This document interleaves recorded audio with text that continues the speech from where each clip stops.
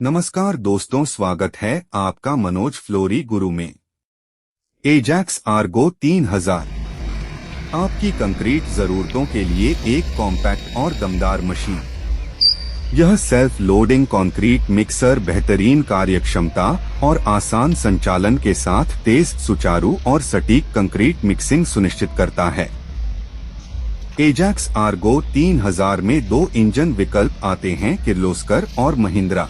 Kirloskar engine 54.8 kilowatt @2200 revolutions पर minute, 4 cylinder inline CEV stage V engine.